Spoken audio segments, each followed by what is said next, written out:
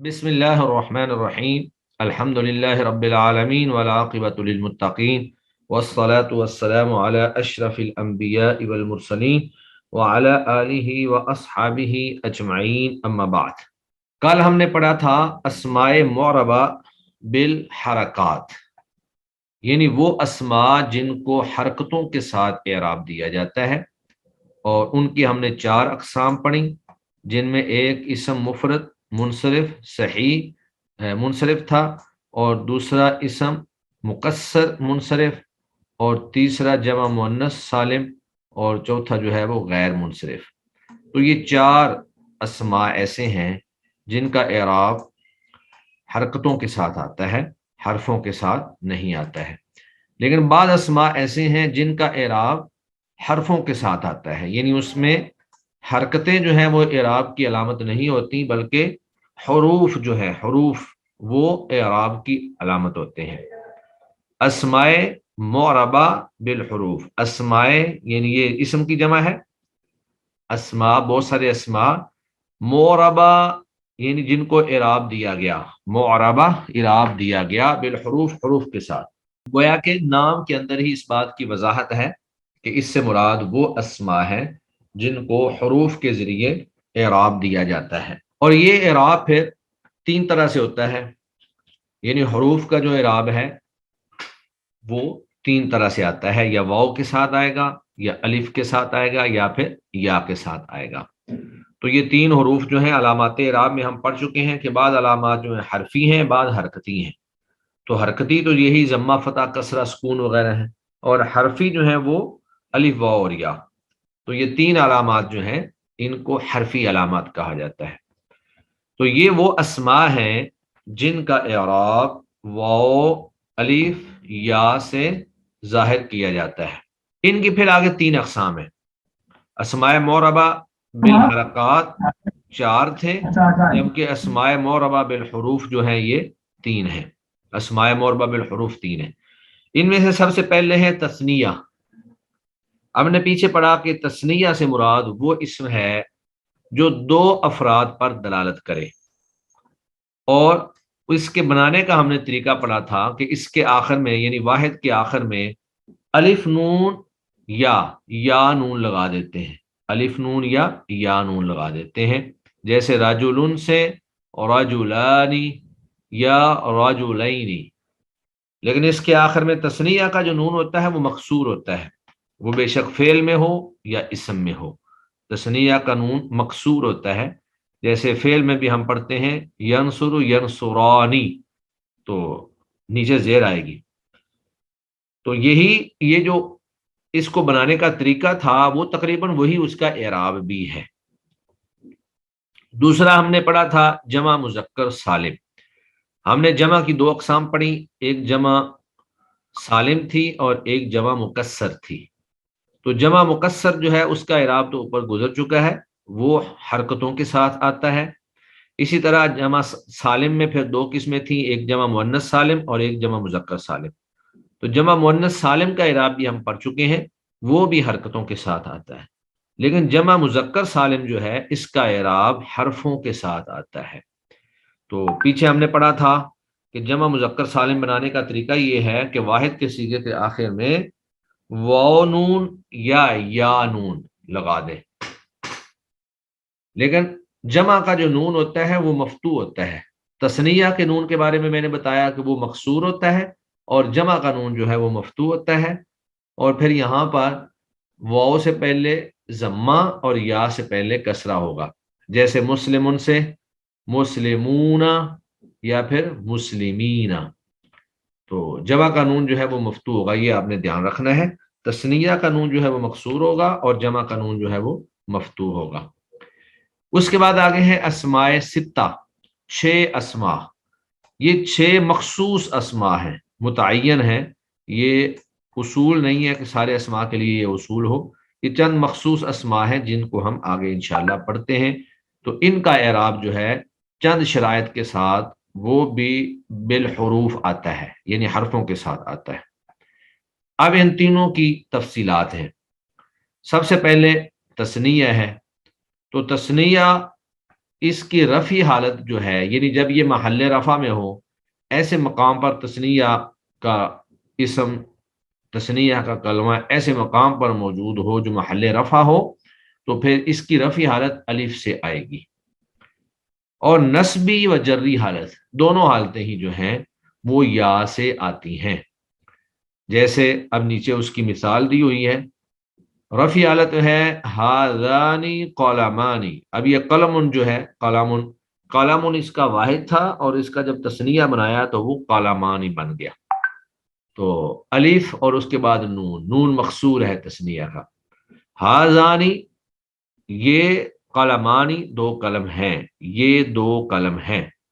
تو یہ جملہ خبریہ ہے، جس طرح کہ ہم پیچھے جملہ کی اقسام پڑھ چکے ہیں، ایک جملہ خبریہ ہوتا ہے اور ایک جملہ انشائیہ ہوتا ہے۔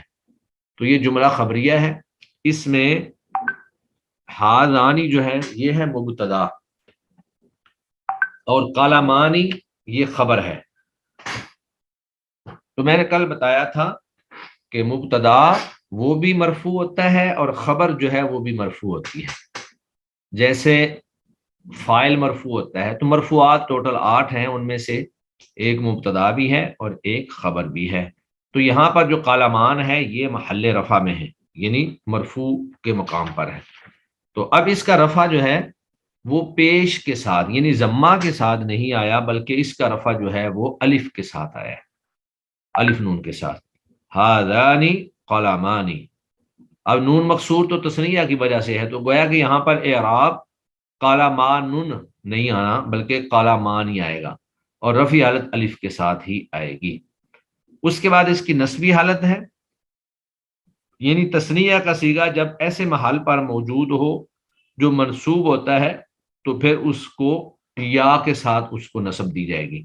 جیسے اشتریت قلمین، میں نے 2 قلمیں خریدی، تو یہاں پر قلمین جو ہے یہ محل نصب میں ہے۔ اشتریت فعل بفاعل، میں نے خریدی فعل بفاعل، اور قلمین یہ اس کا مفعول۔ تو مفعول آپ کو پتہ ہے کہ منصوب ہوتا ہے دیگر منصوبات کی طرح، تو یہاں پر یہ اس کی نسبی حالت جو ہے وہ یا کے ساتھ آئی ہے، اشتریت قلمین، ھذا قلمان، اشتریت قلمین۔ اور اس کے بعد پھر آگے ہے جری حالت۔ تو جری حالت مجرورات جو ہیں وہ صرف 2 ہیں، ایک ہوتا ہے مجرور اضافت کے باعث، جیسے غلام زید، زید کا غلام، یعنی جس میں کسی کی طرف نسبت کی جائے، قلم خالد، خالد کا قلم۔ تو زیدن جو مضاف الیہ ہو، جس کی طرف نسبت ہو رہی ہو، ایک تو وہ مجرور ہوتا ہے، اور دوسرا مجرور بحرف جر، یعنی جس پر حرف جر آ جائے۔ تو یہاں پر با جو ہے وہ حرف جر آ گیا، بے قلمینی، تو با کی وجہ سے قلمینی یہاں پر یا کے ساتھ اس کا اعراب آیا ہے، بے قلمینی۔ تو تثنیہ کا اعراب گویا کہ ہمارے سامنے آ گیا، اور یہ اعراب حروف کے ساتھ ہے، حرکتوں کے ذریعے نہیں ہے۔ رفعی حالت الف کے ساتھ، نسبی اور جری دونوں حالتیں یا کے ساتھ۔ اس کے بعد آگے ہے جمع مذکر سالم، دوسرا، پہلا تثنیہ تھا اور دوسرا اسم جو ہے وہ جمع مذکر سالم تھا، جیسے مسلمون ہوتا ہے۔ تو جمع مذکر سالم جو ہے اس کی رفعی حالت واو سے آتی ہے، تثنیہ کی الف سے آتی تھی، اس کی واو سے آتی ہے، اور جمع کے آخر میں جو نون ہے وہ مفتوح ہمیشہ موجود ہوتا ہے۔ اور اس کی جو نسبی اور جری حالت ہے وہ یا سے آتی ہے، تثنیہ کی بھی یا سے آتی ہے، اس کی بھی یا سے آتی ہے، لیکن اس یا اور اس یا میں فرق ہے۔ وہاں یا کے ما قبل فتح ہوتا ہے جیسے قلمینی، یہاں یا سے پہلے کسرہ ہوتا ہے جیسے مسلمین، اور پھر وہاں نون مکسور ہوتا ہے جبکہ جمع کے اندر نون مفتوح ہوتا ہے۔ تو جاء المسلمون یہ اس کی رفعی حالت ہے، یعنی جاء آئے، المسلمون تمام مسلمان آ گئے۔ رأیت المسلمین میں نے تمام مسلمانوں کو دیکھا، مررت بالمسلمین میں تمام مسلمانوں کے پاس سے گزرا۔ تو رفعی حالت میں واو ہے مسلمون، واو ما قبل ضمہ اور ما بعد نون مفتوح، اور یا ما قبل کسرہ ما بعد نون مفتوح۔ تو رفعی حالت واو کے ساتھ، نسبی اور جری حالت دونوں حالتیں جو ہیں وہ یا کے ساتھ آئیں گی۔ اس کے بعد آگے ہیں اسماء ستہ مکبرہ۔ اسماء ستہ، ستہ یہ 6 اسماء ہیں جو خاص طور پہ رشتہ داری کے حوالے سے استعمال ہوتے ہیں، یا جسم کے کچھ اعضاء اس میں آ جاتے ہیں، یا ایک میں ملکیت ظاہر ہوتی ہے۔ تو یہ 6 اسماء جو ہیں ان کا اعراب خاص ہے، یہ بھی واو الف اور یا کے ساتھ آتا ہے، یعنی اعراب بالحروف آتا ہے۔ لیکن ان کے اس اعراب کی پھر چند ایک شرائط ہیں، اگر وہ شرطیں پائی جائیں گی تو ان کا اعراب بالحروف آئے گا، اگر وہ شرطیں نہیں ہوں گی تو پھر بھی ان کا اعراب بھی جو ہے وہ اعراب بالحرکات میں آ جائے گا۔ شرطیں انشاءاللہ آگے آ رہی ہیں۔ یہ 6 اسماء ہیں، ایک ہے ابن، ابن باپ، دوسرا ہے اخن بھائی، تیسرا ہے حمن خامد یا بیوی کی طرف کے مرد رشتہ دار، یعنی خامد کی طرف سے مرد رشتہ دار یا بیوی کی طرف سے مرد رشتہ دار۔ ویسے زیادہ تر اس کا جو استعمال ہے وہ دیور پر بولا جاتا ہے، لیکن لغوی اعتبار سے اس سے خامد کے تمام مرد رشتہ دار اور اس طرح بیوی کے تمام مرد رشتہ دار جو ہیں وہ اس سے مراد لیے جاتے ہیں۔ حمن، جس طرح کہ وہ حدیث مبارکہ بھی ہے کہ اللہ کے نبی صلی اللہ علیہ وسلم نے پردے کا حکم دیا، تو صحابہ کرام نے پردے کا حکم دیا اور خلوت سے منع فرمایا، تو صحابہ نے پوچھا کہ ارائیت الحموا، یا رسول اللہ الحموا یعنی کہ دیور کے بارے میں آپ کا کیا خیال ہے؟ تو آپ صلی اللہ علیہ وسلم نے فرمایا الحم الموت، دیور جو ہے وہ تو موت ہے، مطلب اس سے زیادہ احتیاط کی ضرورت ہے، کیونکہ وہ ہر وقت گھر میں رہتا ہے اور برائی کے زیادہ چانسز میں واقع ہونے کے چانسز موجود ہیں۔ تو حمن یہ تیسرا اسم ہے، اور چوتھا ہے فمن، فمن کہتے ہیں منہ کو، اور یہ کبھی کبھی بغیر میم کے بھی استعمال ہوتا ہے، صرف فا، تو جب اس کا اعراب آئے گا تو اس وقت یہ میم کے بغیر ہوگا، دونوں طرح سے استعمال ہوتا ہے۔ پانچواں ہے زو، زو جو ہے اس کے عموماً 2 معنی ہوتے ہیں، ایک تو زو بمعنی صاحب یعنی مالک، آپ کہہ دیں نا زو کتاب، کتاب والا، اور ایک زو جو ہے وہ اللہ جی کے معنی میں بھی آتا ہے، یعنی اسم موصول کے معنی میں آتا ہے، تو جب یہ صاحب کے معنی میں ہوگا اس وقت اس کا یہ اعراب ہوگا۔ اس کی آگے شرط جو ہے وہ آگے آ رہی ہے۔ اور چھٹا جو اسم ہے وہ ہے ہنن، ہنن جو ہے یہ شرمگاہ کو کہتے ہیں، عربی زبان کے اندر شرمگاہ کو ہنن کہا جاتا ہے۔ تو اب ان کا اعراب کیسے آتا ہے؟ ان کی رفع حالت جو ہے وہ واو سے آتی ہے، یعنی رفع حالت میں واو آئے گی، نسبی حالت میں الف آئے گا، اور جری حالت میں یا آئے گی، یعنی تینوں میں 3 الگ الگ چیزیں آئیں گی۔ پہلے جو دونوں گزرے تھے وہاں پر رفع میں الف، مثلا تثنیہ رفع میں الف اور نسبی جری ایک جیسی تھی، جہاں مذکر سالم میں بھی رفع میں واو اور نسبی جری ایک جیسی تھی، لیکن ان کی جو ہے تینوں حالتیں الگ الگ ہیں۔ ان کی رفع حالت میں واو آتی ہے، نسبی حالت میں الف آتا ہے، اور جری حالت میں یا آتی ہے۔ تو اسماء ستہ کے اعراب بالحروف کی شرائط، یعنی ان 6 اسموں کے اعراب بالحروف کی چند شرائط ہیں۔ کچھ شرطیں تو وہ ہیں جو سب کے لیے مشترک ہیں، یعنی وہ سب کے اندر ان کا پایا جانا ضروری ہے، اور کچھ شرطیں وہ ہیں جو ایک ایک کے ساتھ خاص ہیں۔ کوئی شرط جو ہے وہ کسی کے ساتھ خاص ہے، اور کوئی شرط جو ہے وہ کسی کے ساتھ خاص ہے۔ ان میں سے پہلی شرط یہ ہے کہ یہ اسماء مکبر ہوں۔ مکبر کا معنی یہ ہے کہ یہ مصغر نہ ہوں۔ مکبر کا معنی یہ ہے کہ یہ جیسے موجود ہیں ایسے ہی ہوں۔ مصغر ہوتا ہے کہ کسی بھی اسم کے اندر حقارت پیدا کرنے کے لیے اس میں تصغیر کے جو خاص اوزان ہیں ان کو ان اوزان پر بیان کیا جائے، جیسے ابن کی بجائے یا ابیہ یا ابویہ، یا اس طرح کر کے تصغیر کے جو بھی اوزان ہیں، اخن یا اخویہ، اس طرح کر کے، تو ان کے اندر اگر تصغیر کا معنی پایا جائے گا تو پھر یہ اعراب نہیں ہوگا۔ تو اصل یہی ہے کہ یہ مصغر نہ ہوں۔ جب یہ مصغر نہیں ہوں گے، یعنی اس میں تصغیر کے جو اوزان ہیں ان کے اوپر نہیں ہوں گے تو پھر ان کا یہ اعراب ہوگا۔ اب اس میں تصغیر کے اوزان میں سے ایک مثلا فعیل وزن ہے، جیسے راجل، راجل کا معنی ہے آدمی، اور رجیل چھوٹا سا آدمی، یا عبد، عبد کا معنی ہے بندہ یا غلام، اور عبید چھوٹا سا بندہ یا چھوٹا سا غلام۔ تو وہ تصغیر کے اندر کسی کے چھوٹا ہونے یا کسی کے حقیر ہونے کا جو ہے معنی اور مفہوم پایا جاتا ہے۔ تو پہلی شرط یہ ہوئی کہ یہ مصغر نہ ہو، یعنی یہ مکبر ہوں، اور دوسری شرط یہ ہے کہ یہ مفرد ہوں، تثنیہ اور جمع نہ ہوں۔ جب تثنیہ ہوں گے تو تثنیہ کا جو اعراب اوپر گزرا ہے وہی ہوگا، یعنی رفعی حالت جو ہے وہ الف کے ساتھ، نصبی اور جری حالت یا کے ساتھ۔ اور اگر یہ جمع ہوں گے تو پھر جو بھی جمع ہوگی اسی اعتبار سے اس کا اعراب آ جائے گا۔ اگر جمع مذکر سالم ہوگا تو اس کا اعراب اسی اعتبار سے آ جائے گا، جمع مکسر ہوگا تو اس کا اعراب اسی اعتبار سے آ جائے گا۔ اور تیسری شرط یہ ہے کہ یہ مضاف ہو رہے ہوں، لیکن چوتھی شرط میں یہ بتایا ہے کہ یا متکلم کے علاوہ کی طرف مضاف ہوں، یعنی یا متکلم کے غیر یعنی علاوہ کی طرف مضاف، کیونکہ یا متکلم کی طرف اگر یہ مضاف ہو جائیں تو پھر اس کا اعراب جو ہے وہ تقدیری آتا ہے، وہ آگے ہم پڑھیں گے۔ وہ تینوں حالتوں میں اعراب جو ہوتا ہے ظاہر نہیں ہوتا، جیسے جاء ابی، رأیت ابی، مررت بابی، وہ انشاءاللہ اگلے لیسن میں اس کا بیان آئے گا۔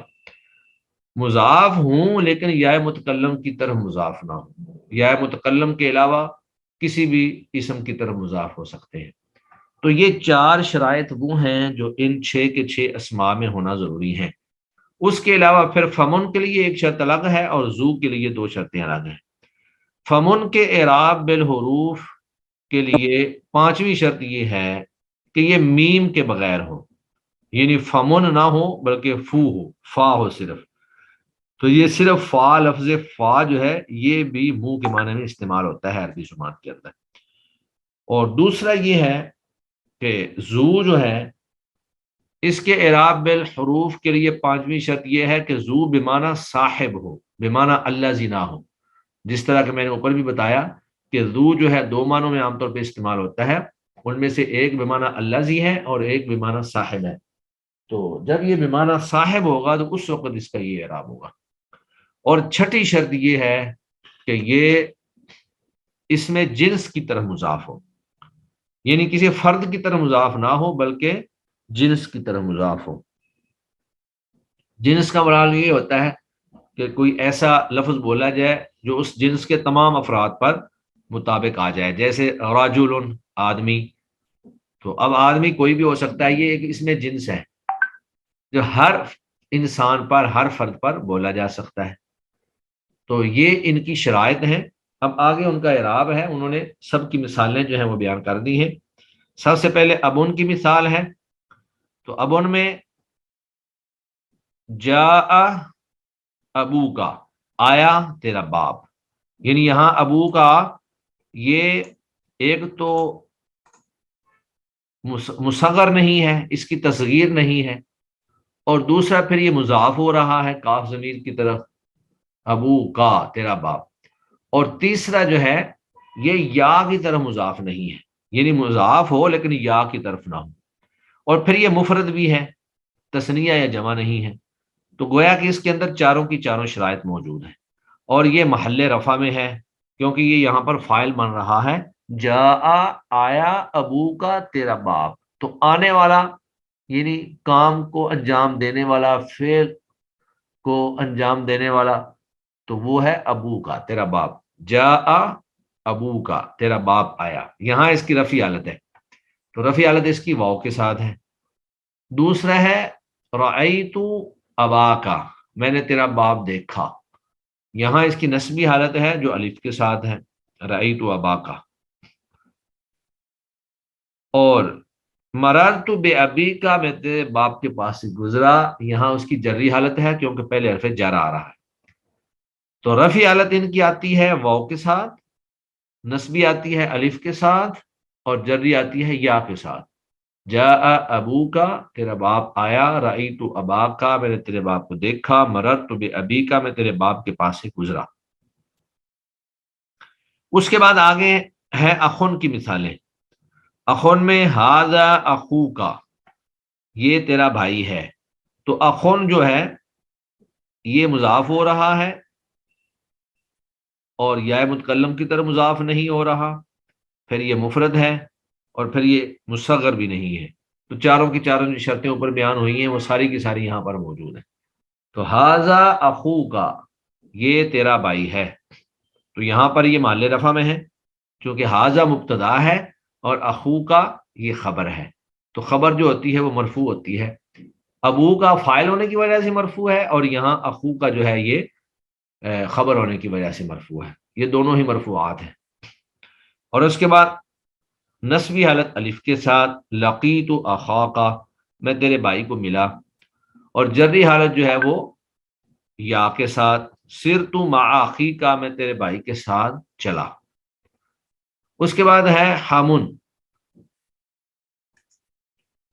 حمن جو ہے یہ دیور کے معنی میں آپ اس کو لے لیں، ھذا حموکی، کیونکہ عورت کا دیور ہوتا ہے، یا حموکا بھی کہہ سکتے ہیں کہ اگر عورت کے لیے استعمال کریں تو حموکی آ جائے گا، اور مرد کے لیے استعمال کریں تو حموکا آ جائے گا۔ ھذا حموکا، یہ تیرا مرد رشتہ دار ہے، یہ تیرا دیور ہے۔ لقیت حماکا، میں تیرے رشتہ دار سے ملا۔ احتجبی، تو پردہ کر، من حمیکی، اپنے دیور سے، اپنے مرد کے رشتہ دار سے، اپنے خاوند کے مرد رشتہ دار سے۔ تو بہرحال یہاں بھی رفع حالت میں واو ہے، حمو، حمون کے بعد حمو، یہاں الف ہے نسبی حالت میں حما، اور یہاں یا ہے جدی حالت میں۔ اس کے بعد آگے ہے فمن، تو فمن کے بارے میں ہم نے یہ بھی پڑھا تھا کہ اس کی میم نہ ہو، یعنی جب یہ جملے کے اندر استعمال ہو رہا ہو تو میم کے بغیر ہو۔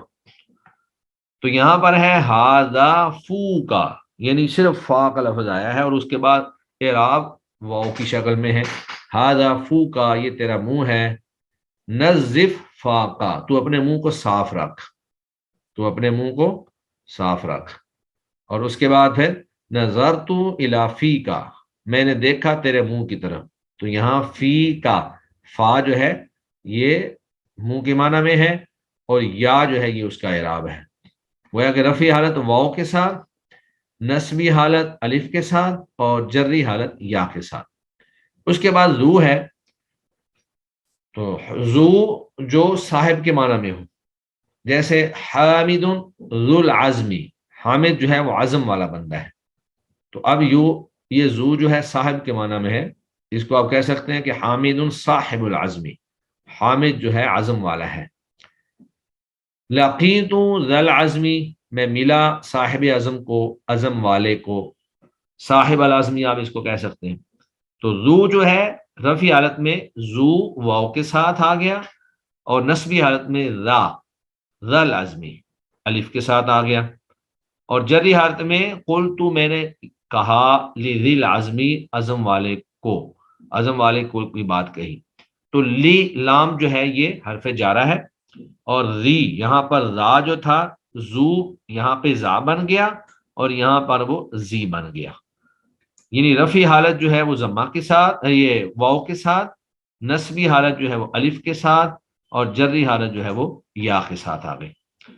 اس کے بعد ایک لفظ تھا حنون، شرمگاہ کے معنی میں، تو شرمگاہ یہ جو حنون ہے اس کو دونوں اعراب دینے جائز ہیں، اس کو آپ اعراب بالحروف بھی دے سکتے ہیں اور اعراب بالحرکت بھی دے سکتے ہیں، لیکن انہوں نے لکھا ہے کہ اعراب بالحرکت دینا زیادہ فصیح ہے، اعراب بالحرکت دینا زیادہ فصیح ہے۔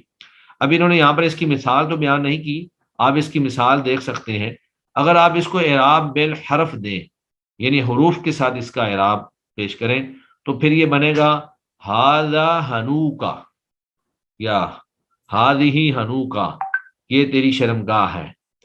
تو آگے رأیت حناکا، میں نے تیری شرمگاہ کو دیکھا، یا پھر ضربت علی حنیکا، میں نے تیری شرمگاہ پہ مارا۔ تو اگر اس کو اعراب بالحروف دیں تو بھی جائز ہے، یعنی یہ منع نہیں ہے، اس کا اعراب حروف کے ساتھ بھی آ سکتا ہے، باقی اسماء کے ساتھ۔ مگر وہ کہتے ہیں کہ اس کا اعراب بالحرکت زیادہ فصیح ہے، حرکت کے ساتھ اس کا اعراب آنا چاہیے۔ تو پھر اس کی مثال بنے گی ہاذا ہنوکا، یعنی ہنوکا کی بجائے ہنوکا، ہاذا ہنوکا۔ اور نسبی حالت میں رأیتو ہناکا، ہناکا کی بجائے ہناکا۔ اور جری حالت میں ضربت علی ہنیکا، یعنی ضربت علی ہنیکا کی بجائے علی ہنیکا۔ تو اس انداز میں اس کی تینوں مثالیں آ سکتی ہیں۔ تو گویا کہ آج کے ہمارے لیسن میں ہم نے اسماء معربہ بالحروف، یعنی وہ اسماء جن کو حروف کے ساتھ اعراب دیا جاتا ہے، ان کی ہم نے 3 اقسام پڑھی۔ ان میں سے پہلی قسم جو ہے وہ تثنیہ ہے۔ تو تثنیہ کے اندر رفعی حالت جو ہے وہ الف کے ساتھ آتی ہے، نسبی اور جری حالت دونوں جو ہیں وہ یا کے ساتھ آتی ہیں۔ اس کے بعد ہم نے جمع مذکر سالم پڑھا۔ جمع مذکر سالم کی رفعی حالت جو ہے وہ واو کے ساتھ آتی ہے، نسبی اور جری حالت جو ہے وہ یا ما قبل مقصور کے ساتھ آتی ہے۔ اور یہاں پر میں نے بتایا کہ تثنیہ کا جو نون ہوتا ہے وہ مقصور ہوتا ہے، اور جمع کا جو نون ہے وہ مفتوح ہوتا ہے۔ اس کے بعد پھر ہم نے اسماء ستہ پڑھے، یعنی وہ 6 اسماء جن کا اعراب رفعی حالت میں واو کے ساتھ، نسبی حالت میں الف کے ساتھ، اور جری حالت میں یا کے ساتھ آتا ہے۔ اور پھر ان کی کچھ شرائط ہیں۔ پہلی شرط یہ ہے کہ وہ اسم مصغر نہ ہوں، مکبر ہوں۔ دوسری شرط یہ ہے کہ وہ تثنیہ جمع نہ ہوں، مفرد ہوں۔ تیسری شرط یہ ہے کہ وہ مضاف ہوں۔ اور چوتھی شرط یہ ہے کہ یا متکلم کی طرف مضاف نہ ہوں، کسی اور اسم کی طرف مضاف ہوں، کیونکہ یا متکلم کی طرف جو اسم مضاف ہوتا ہے اس کا اعراب تینوں حالتوں میں تقدیری ہوتا ہے۔ جیسے جاء ابی، میرا باپ آیا، رأیت ابی، میں نے اپنے باپ کو دیکھا، مررت بابی، میں اپنے باپ کے پاس سے گزرا۔ اور پھر 2 اسم جو ہیں ان کی الگ الگ بھی شرطیں ہیں۔ فمن کی ایک شرط یہ ہے کہ اس کے آخر کی جو میم ہے یہ جملے میں استعمال نہ ہو رہی ہو، اور ذو کی شرط یہ ہے کہ یہ بمعنی صاحب ہو، بمعنی الذی نہ ہو، اور پھر یہ اس میں جنس کی طرح مضاف ہو رہا ہو، اس میں مفرد کی طرح مضاف نہ ہو رہا ہو۔ اور پھر اس کے بعد ہم نے اس کی مثالیں پڑھی۔ اور اس میں جو ہنون ہے، ہنون کے بارے میں انہوں نے بتایا کہ اس کا اگرچہ اعراب بالحرف بھی جائز ہے، لیکن فصیح، یعنی فصیح یہ ہے کہ اس کا اعراب بالحرکت ہی آئے۔ تو آج کا ہمارا لیسن اتنے ہی ہے۔